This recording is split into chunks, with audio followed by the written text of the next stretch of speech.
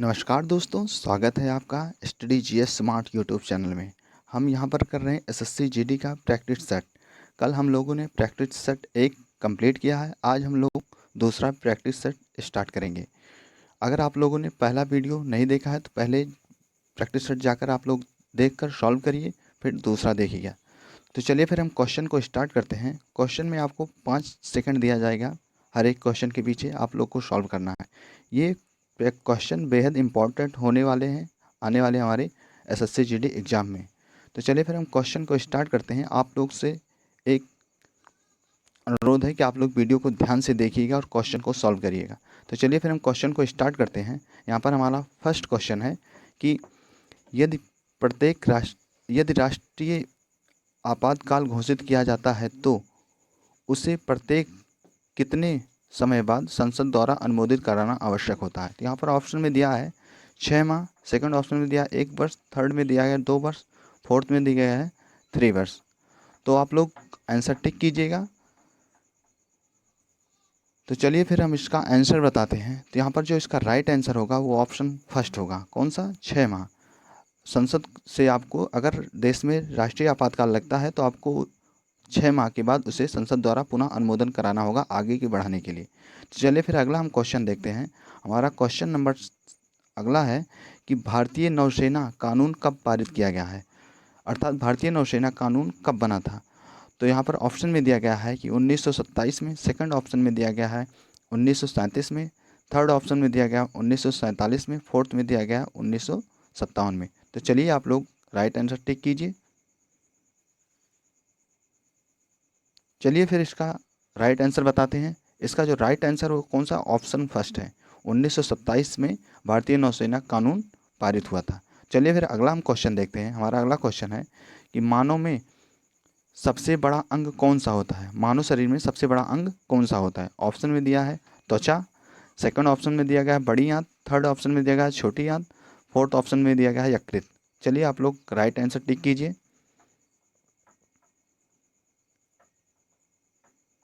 चलिए फिर इसका राइट आंसर इसका होगा ऑप्शन फोर्थ। कौन सा? यकृत। लीवर जो है मानव शरीर का सबसे बड़ा अंग होता है।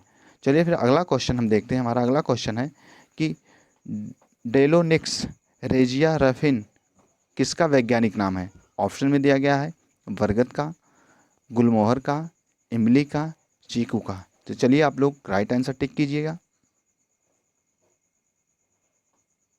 चलिए फिर इसका राइट आंसर बताते हैं। जिसका राइट आंसर होगा वो होगा किसका? ऑप्शन 2 गुलमोहर।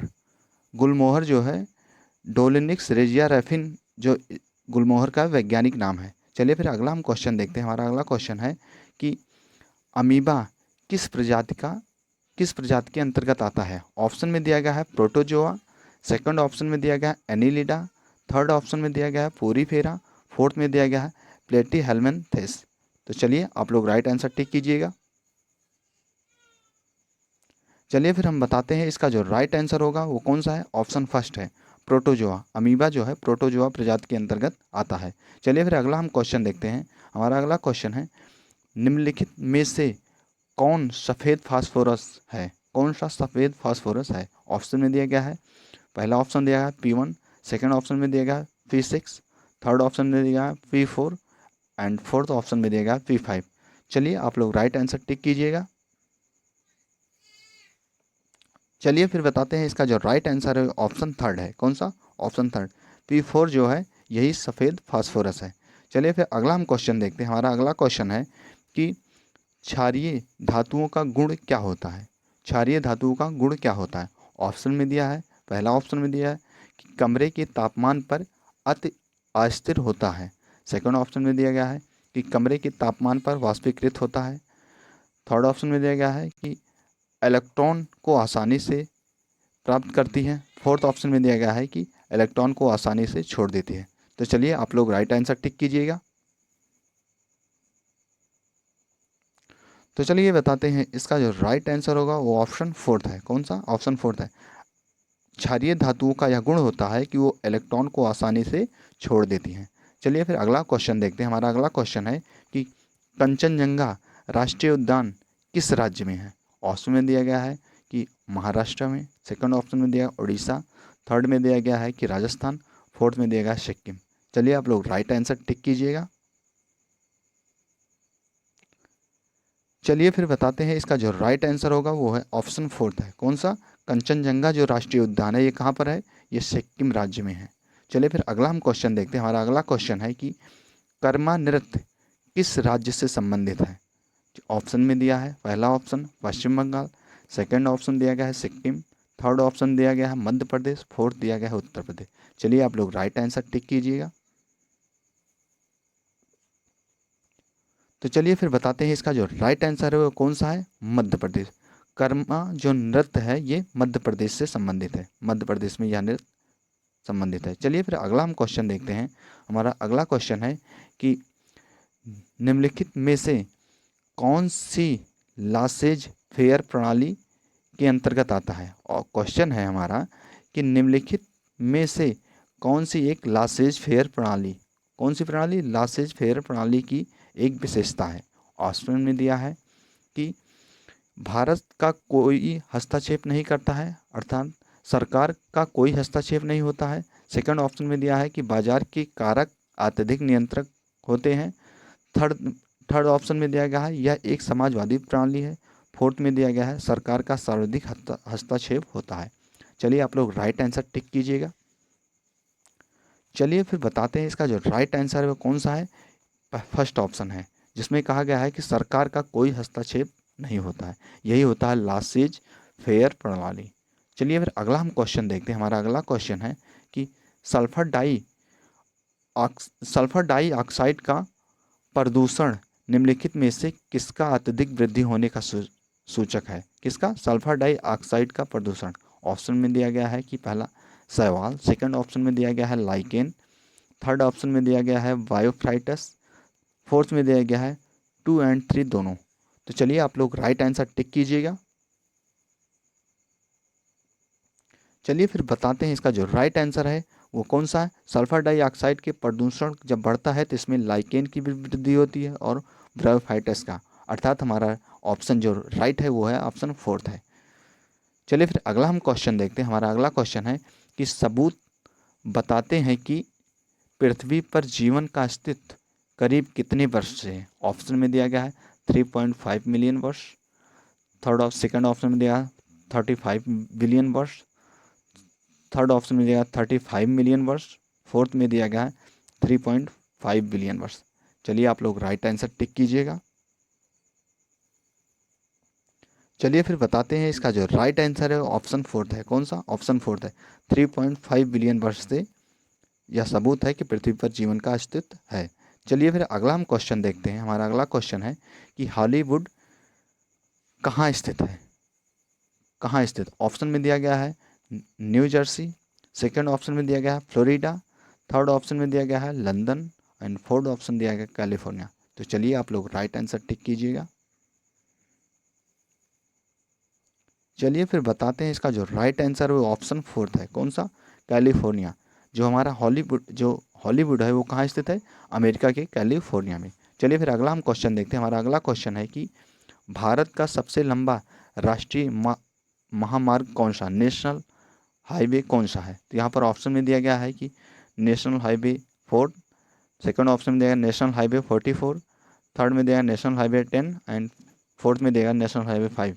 चलिए आप लोग राइट आंसर टिक कीजिएगा।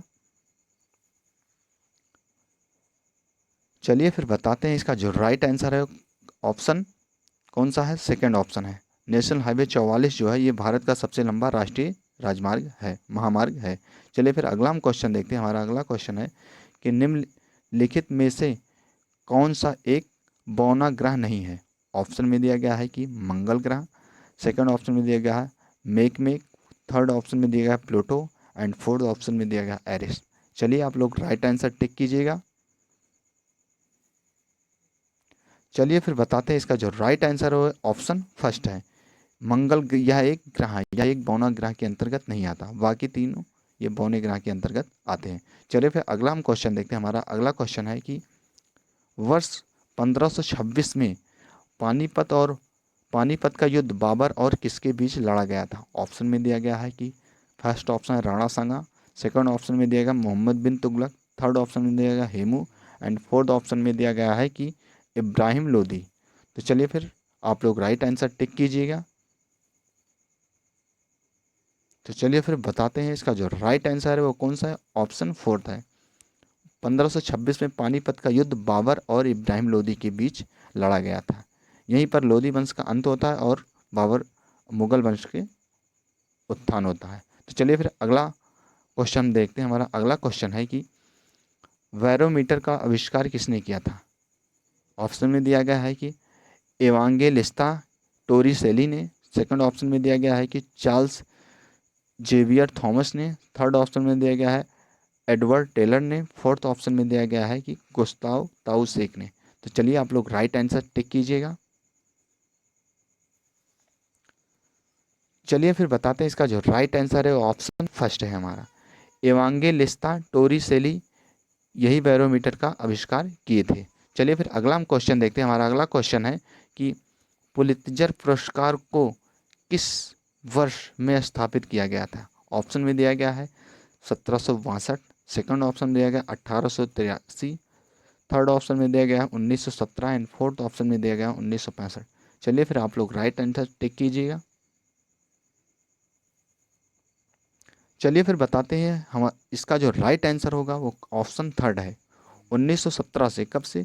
1917 से पुलित्जर पुरस्कार को दिया जाता है। चलिए फिर अगला हम क्वेश्चन देखते हैं। हमारा अगला क्वेश्चन है कि जब एक वस्तु जब वस्तु जब तक स्थिर होती है, जब एक वस्तु स्थिर होती है तब तक वह स्थिर ही रहेगी, और यदि गति में है तो वह गति में ही रहेगी जब तक उस पर कोई बाह्य बल नहीं लगाया जाएगा। यह न्यूटन का कौन सा नियम है।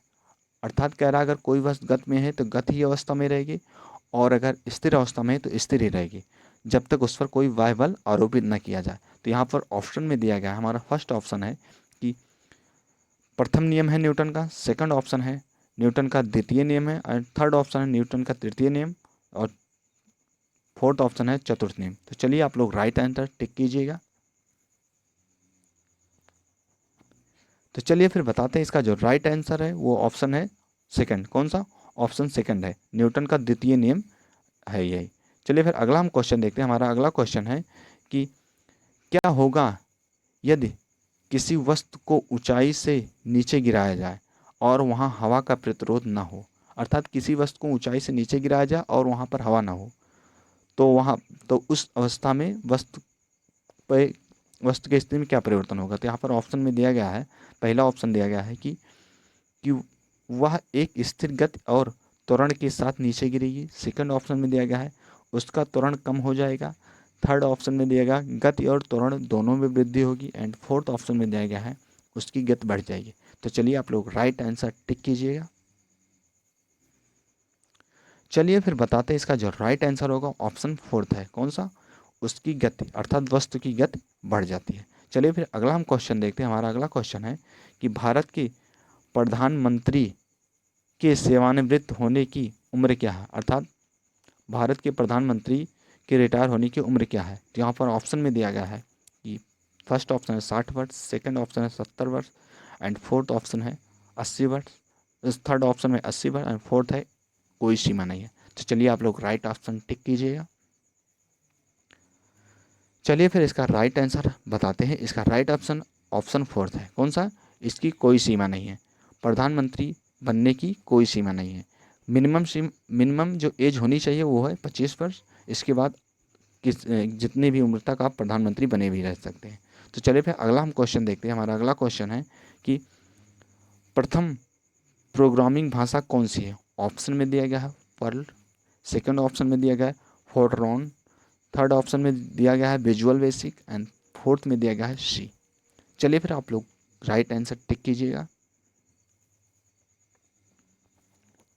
चलिए फिर बताते हैं इसका जो राइट ऑप्शन है वो ऑप्शन सेकंड है। कौन सा? सेकंड है, जो है फोर्ट्रॉन। फोर्ट्रॉन ही प्रथम प्रोग्रामिंग भाषा है। चलिए फिर अगला हम क्वेश्चन देखते हैं। हमारा अगला क्वेश्चन है कि केंटो मोमोट क्या है। क्वेश्चन में पूछ रहा है केंटो मोमोट किस खेल के साथ जुड़े हुए हैं। ऑप्शन में दिया गया है बैडमिंटन के साथ, सेकंड ऑप्शन में दिया गया है साहसिक खेल के साथ, थर्ड ऑप्शन में दिया गया है क्रिकेट के साथ एंड फोर्थ में दिया गया हॉकी के साथ। तो चलिए फिर आप लोग राइट आंसर टिक कीजिएगा।